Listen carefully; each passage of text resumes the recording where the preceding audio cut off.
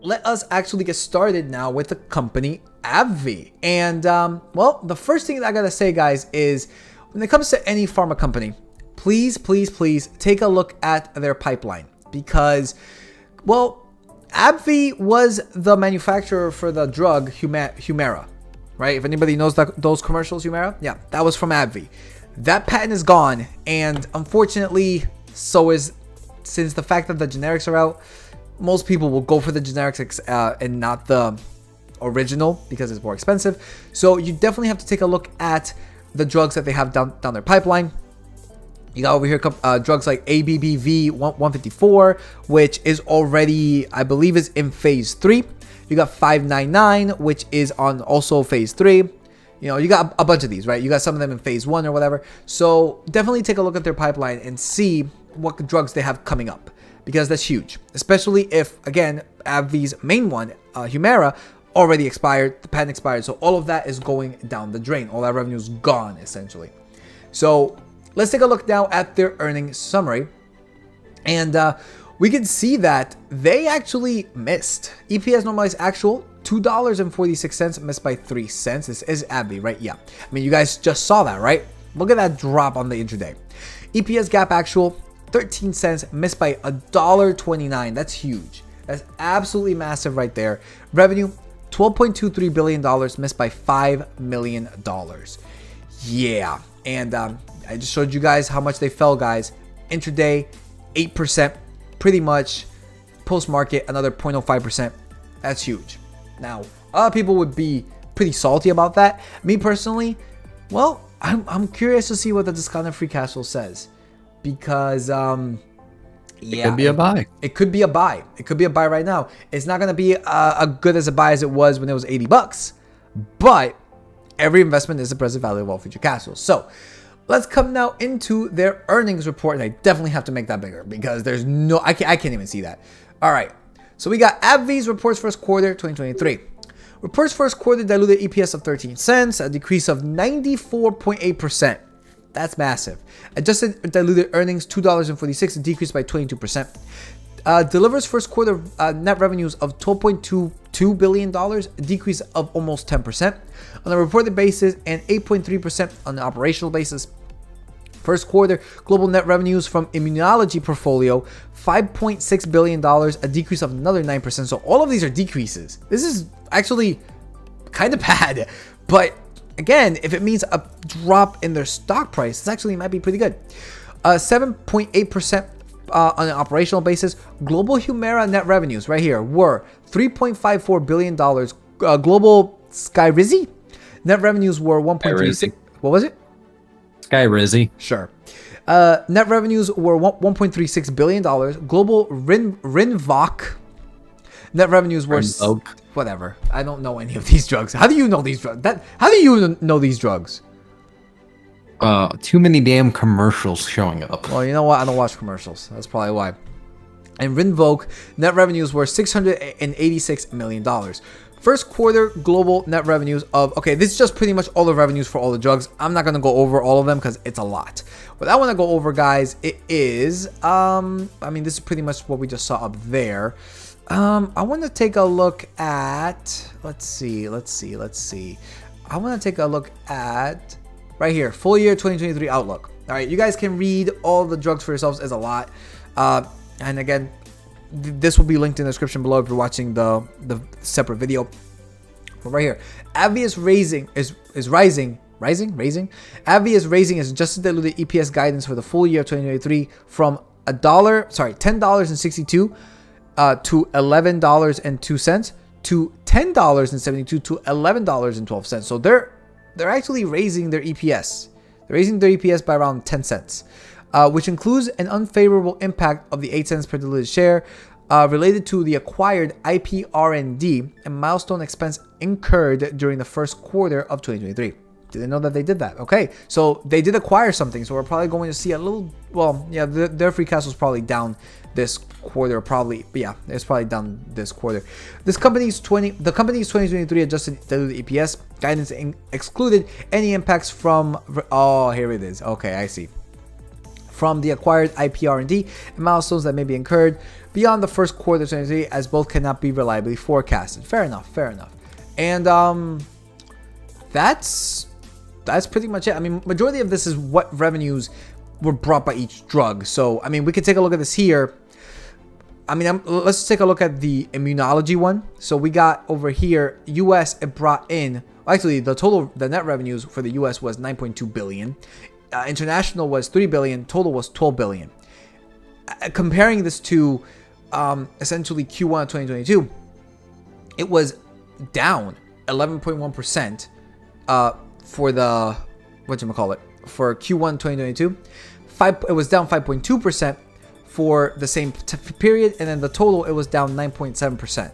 So overall, this is going down for the net revenues as a whole, and you can see pretty much in every single one of these segments: immunology, hematologic oncology, aesthetics, all of them were in the negatives.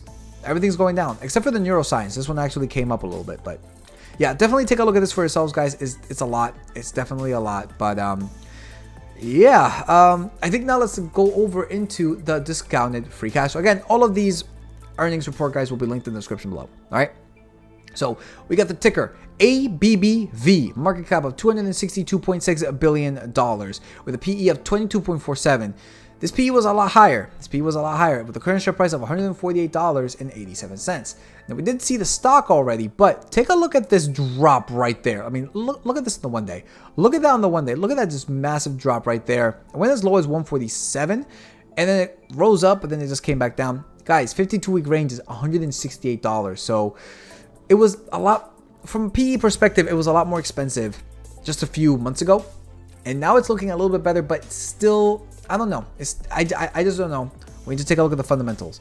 They do pay out the dividend, as I said. It's not 50 cents. It's not 50 cents. This is a major dividend play, guys. This company, it is a huge dividend play. And in fact, this dividend, it is $5.92 on the annual. This is a yield of 3.66. That's massive. That's absolutely insane. Payout ratio of 41.41. 5-year CAGR. Basically, this is how much they've grown this dividend in the past 5 years. 14.5% with 9 consecutive years. Ex-dividend date passed as of April 13th. Payout date will be on May 15th, and they pay their dividends quarterly. So let's put this $5.92 over here, and let's see how much they pay out in dividends every single year. $10.5 billion. In regards to the 5-year average free cash flow, they're still left with $7.24 billion. As of their last year's free cash flow, it is $13.8 billion. These payout ratios, the 5-year average is a little bit scary, 59.11%. I like it under 60. It is under 60, but it's catching it really, really close. However, last year's free cash flow, 43.2%. Absolutely amazing.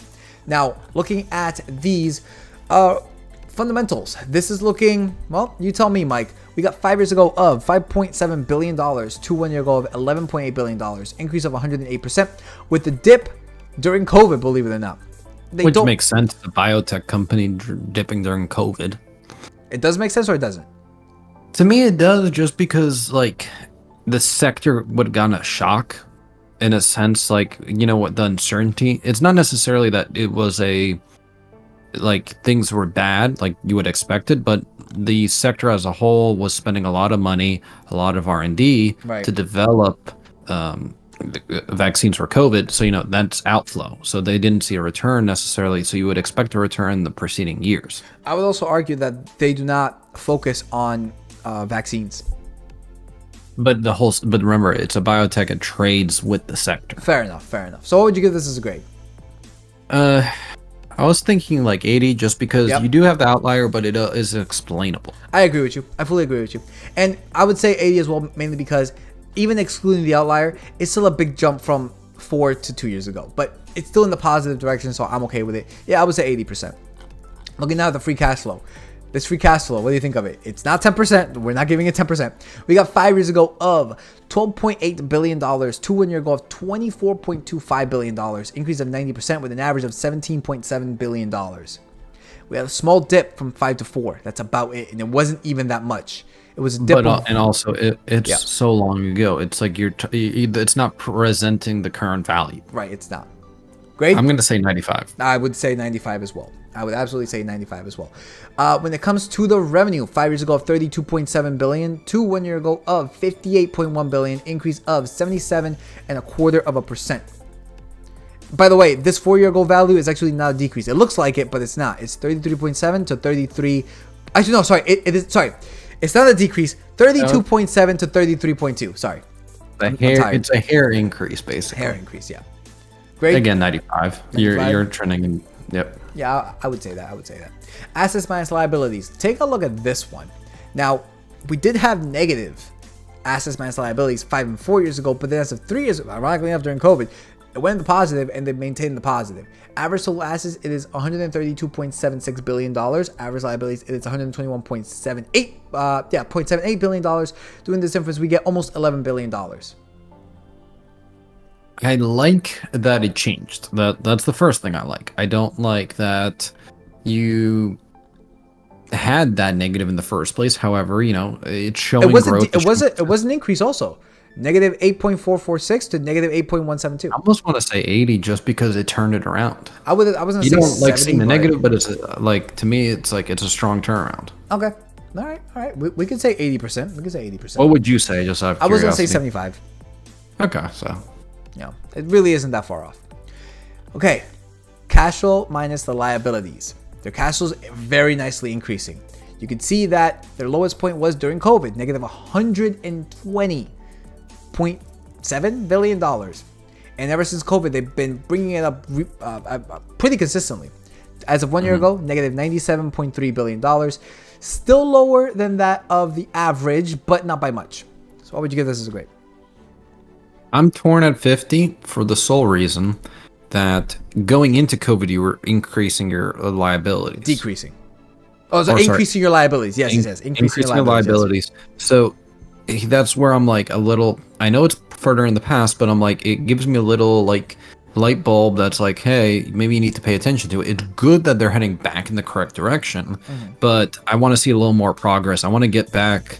I want the current 1 year to get basically to the 4 year level before I basically give it or a at least grade. Below the average. Correct. So I would argue 50% is good enough. Now, shares outstanding. This one's a doozy because this is going to tear you apart. In fact, you might even want to keep the 50 there. But we got over here, guys. I mean, take a look at this thing.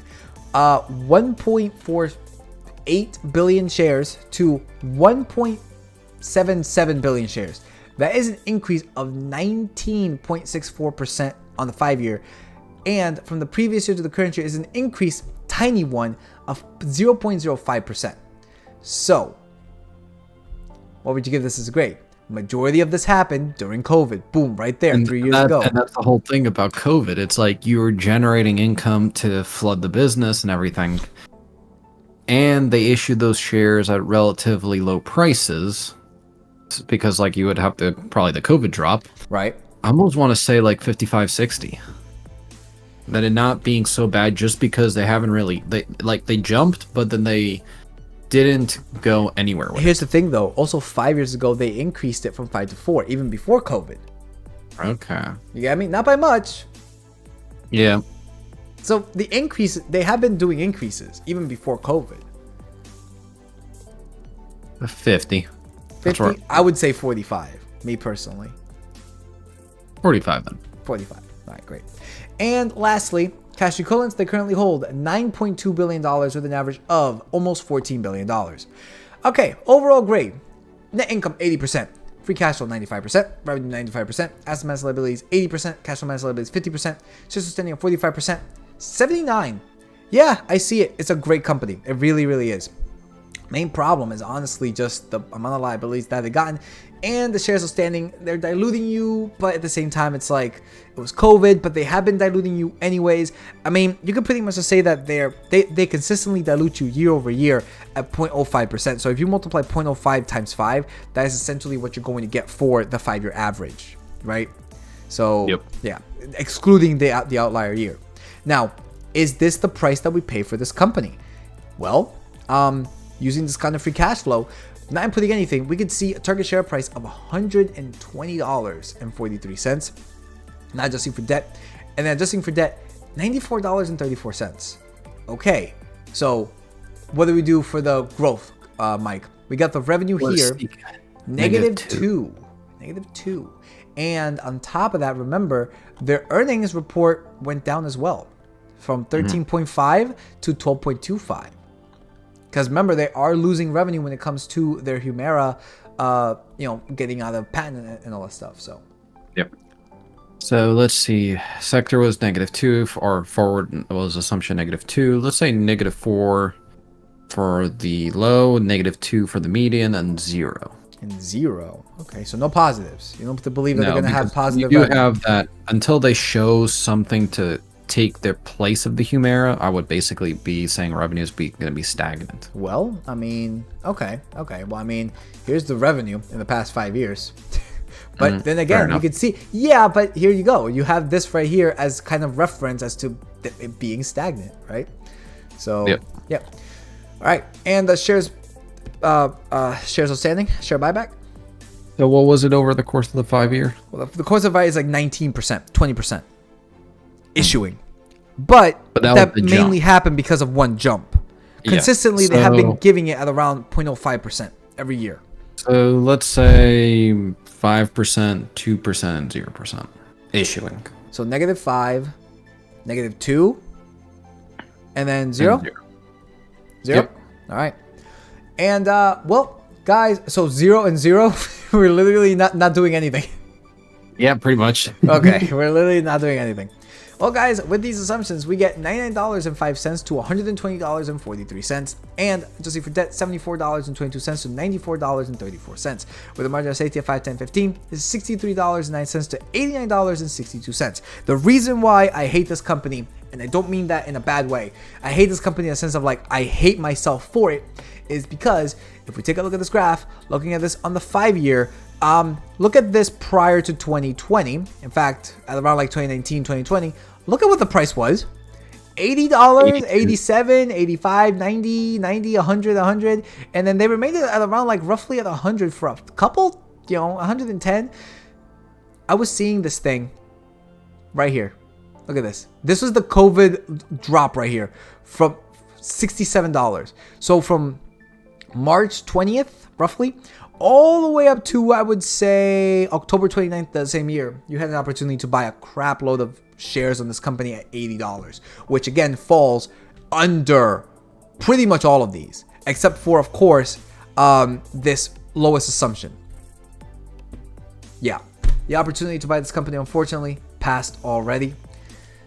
Hopefully it falls there again, but based off of these revenue growth assumptions, obviously, if you change them, it will change. But based off of these revenue growth assumptions, guys, it's not looking like a buy right now. So please do your own due diligence. Read the earnings report. Have all the calculators for free. Every investment is a present value of all future cash flow. This is not financial advice. Now, the one thing I do want to show you guys is how much in dividends you would get. Now, this is not a good price to buy this company at, but putting in $5,725, let me rephrase that. It's not a good price to buy the company at right now, or at least based off of the assumptions. But if you were to buy it right now, putting in the average U.S. income per month, you would make $227.67 in annual dividends. Not too shabby. Now, let's put in the median $84.24 right here. $84. So let's make this equal to this. And if you were to buy this company at $84.24, that is $402.35 in annual dividends for the exact same price. That's insane. That's massive. So, yeah, there you go. You better hope this company continues to fall to maybe not sub 100, but damn near $100. Because if it does, oh baby, this is gonna be absolutely insane. But anyways, that's pretty much my 2 cents when it comes to AbbVie. Mike, take it away with the technicals. All right, so AbbVie, looking at the daily, big stinky candle on the daily. Pretty much just basically flushing on earnings, strong sell signal. So now you got some structure here, and AbbVie's created a lot of structure. Basically, it pushes up, retraces, pushes up, retraces, and it's showing strength in the sense that it's showing a structure that is bouncing off of its creating structure as it's going up, giving more strength to the company. You actually are closing in this price action zone, so you could see sideways consolidation, especially this being 34% of the most recent volume traded at this recent zone of price action. So you're basically in the oversold territory in a price action zone with the MACD on the negative side. You could send down into the $144 region, but I do believe that at that point you would be a very excellent appetizing buy on the daily. Now, what do I always preach? Look at the weekly and look at the monthly. The weekly looks a little more rough for us. Your weekly is curling down, especially with the earnings push. You definitely have the capability to come back down to this $136 region. Anywhere from the 138 to 134 is where I'd be basically looking at a buy necessarily on the company. For the weekly graph, I don't think you're going to retrace this move here, that you coming down to the 106. Now, I could be totally wrong. I don't trade biotech sector very much. Full disclosure on that. So this sector just has a weird way of trading. It's mainly the healthcare sector. The biotech would be the industry. Yeah, but this whole sector just, it confuses the daylights out of me. So, take everything with a pound of salt when I say about this. I'm just basing it off of applying technicals that apply to a lot of these companies. To this, again, the sector is just weird, so that's why I'm not as confident when I say about certain things compared to, like, if we're talking to tech or industrials. So the stretch goal, as we were talking about, probably the 108. If it comes down to 108 or basically to that area, which is your big push up, that's where I'd be looking at a possible buy. And if we do a 50% retracement on this, we basically get right to this previous area of 141. So again, if it already retraced here, so a double bounce there would be a strong bounce. However, you are making weekly lower lows with an engulfing candle. When the weekly kind of bottoms out, similar to how you had here, and you start getting that weekly show of strength, that's where I'd be looking to maybe buy the company, because then it's going to show you the strength, and then you have the ability to already have the evidence. You do miss out on slight amount of the profit, but you get in at a point that you feel more confident versus trying to just bottom tick or top tick the company. I never recommend that. You basically want to see the confirmation. It makes your trading in the long run and investing as in general a safer bet. And also, with this company basically going sideways, when you break the region of, let's say, the 166 or 133, that's going to basically set your destination. So you could flush down to the 106, and you have other price structures here on the weekly down in the 80s and down even in the 64s. Do I think you're going to come down to this price structure? I really can't tell you exactly, especially this being back in the 2019. If you hypothetically, I'm doing a stretch goal here, guys. If you did a 50% retracement, you come back down to the 112 for this big move. So again, it's showing that at 112 or in this region of 106 is like your ultimate buy point. But any lower than that, I really wouldn't expect the company to go. Now, anything can happen. The future can change. The whole market's a gigantic moving puzzle. You have to be cautious with that. But right now, I do see downside potential in the company. And also, when I say downside potential, I mean buying opportunities coming shortly in the short term. If we look at the monthly, this is where I get a little concerned, just because seeing that MACD basically having a lot more room to the downside potential. That's where you get into that $106 scenario. I don't believe you get down to that $84, $85 region.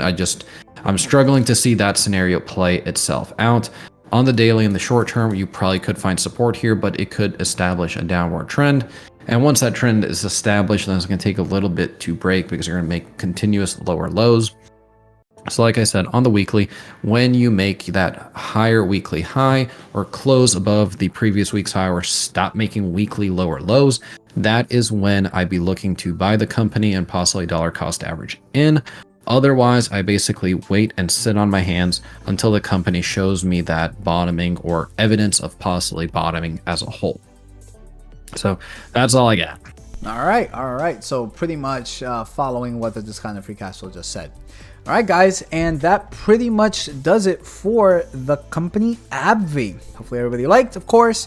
Liked if you liked, comment, subscribe. It really does help with the algorithm on YouTube. Of course, Rumble, can't forget about you guys either. And yeah, that will pretty much do it for this this video for the earnings. So yeah, hopefully everybody enjoyed. Peace out.